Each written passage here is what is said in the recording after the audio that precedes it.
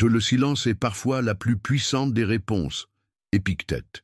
Si je pouvais revenir en arrière, je ne me parlerais pas en criant. Je m'assoirais, je me regarderais en silence. Et je me poserais une seule question. Qu'est-ce que tu refuses d'écouter en toi?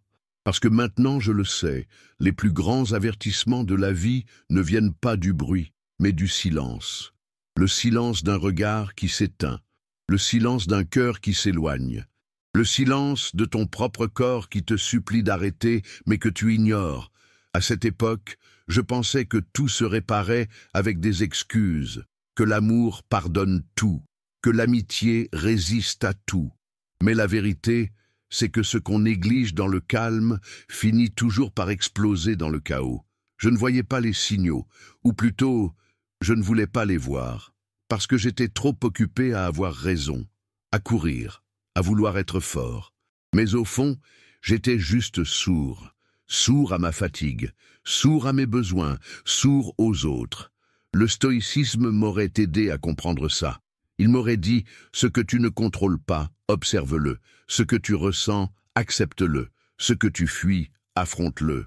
J'aurais voulu que quelqu'un me dise, tu n'as pas besoin d'être parfait, tu as juste besoin d'être présent. Parce qu'aujourd'hui, je sais, ce qui détruit les liens, ce n'est pas la trahison, c'est l'absence. Ce qui détruit la paix, ce n'est pas la douleur, c'est le refus de la regarder en face. Ce qui détruit une vie, ce n'est pas une erreur. C'est de vivre comme si tu avais l'éternité devant toi. Si je pouvais revenir en arrière, je m'écouterais, vraiment. Je n'attendrais pas d'avoir tout perdu pour comprendre la valeur du simple. Je ne me mentirais plus pour éviter l'inconfort. Et toi, qu'est-ce que tu refuses d'entendre en ce moment même?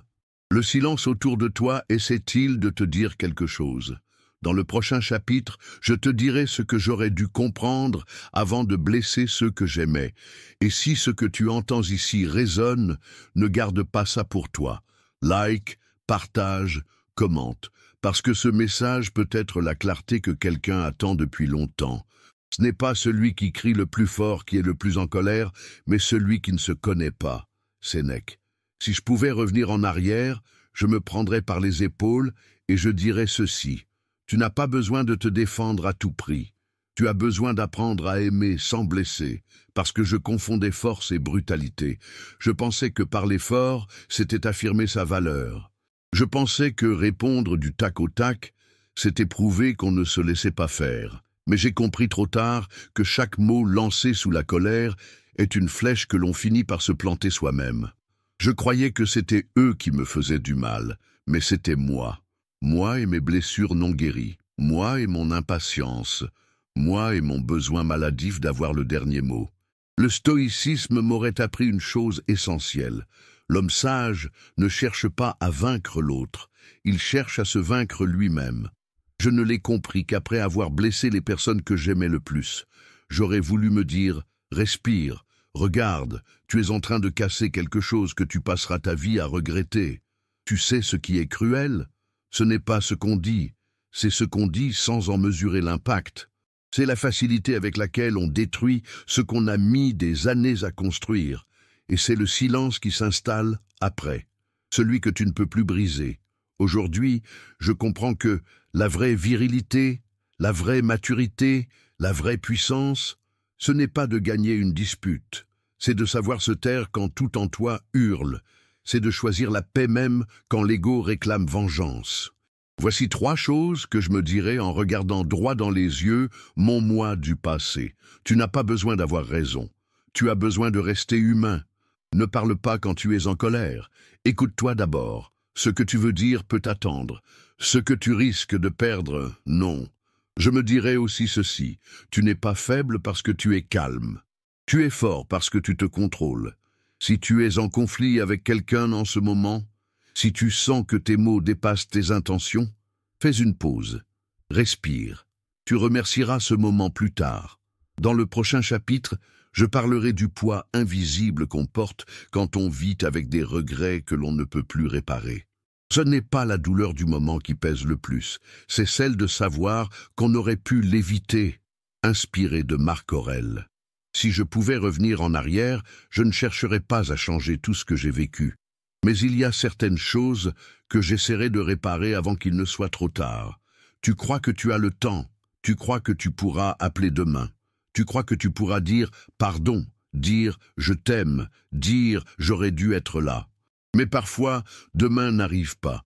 Et quand cette porte se ferme, il ne te reste plus que le vide, le silence de celui ou celle qui ne répondra plus. La voix dans ta tête qui répète « Pourquoi je n'ai pas fait plus ? Pourquoi j'ai attendu ?» Ce poids-là, je le connais, il s'accroche à toi comme une ombre. Il ne crie pas, mais il est toujours là, dans chaque chanson, chaque lieu, chaque photo. Il ne te punit pas, il t'accompagne et il te change. Le stoïcisme m'a appris une chose essentielle. Tu ne contrôles pas ce qui est passé, mais tu contrôles ce que tu fais maintenant avec ce passé. Et c'est là que commence la vraie sagesse. Pas dans le regret stérile, mais dans la décision de ne plus refaire les mêmes erreurs.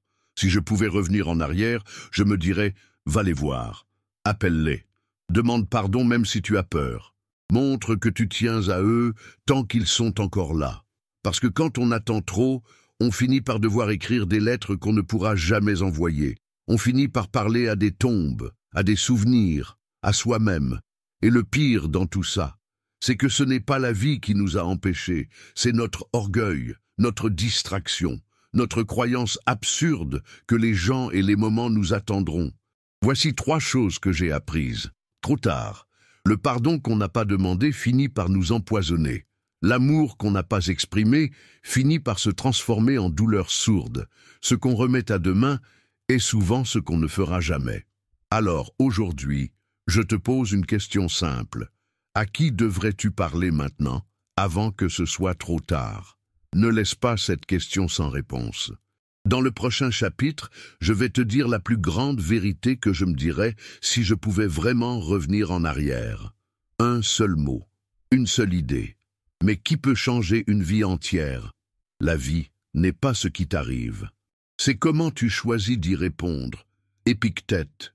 Si je pouvais revenir en arrière, je me regarderais droit dans les yeux, et je dirais ceci. Tu perds ta vie à attendre que tout change, alors que c'est toi qui dois changer. Pendant trop longtemps, j'ai cru que le problème venait des autres, des circonstances, du destin, de la malchance. Mais la vérité, c'est que ce n'était pas le monde qui devait changer. C'était moi, ma manière de penser, de réagir, de voir la vie. Je vivais en attente d'un moment parfait, d'une validation extérieure, d'une excuse pour ne pas commencer maintenant. Et chaque jour, je remettais à plus tard l'essentiel, vivre avec conscience. Le stoïcisme m'aurait sauvé des années de douleur.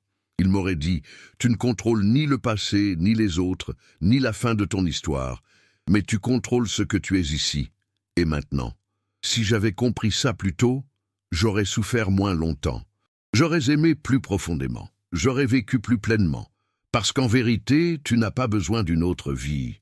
Tu as besoin de voir celle que tu vis, différemment, avec moins d'attente, moins de colère, moins d'illusions et plus de paix, plus de responsabilité, plus de présence. Aujourd'hui, je sais, ce que tu fuis te poursuit.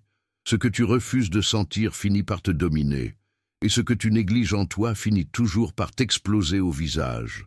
Voici la plus grande leçon que je me donnerais si je pouvais remonter le temps.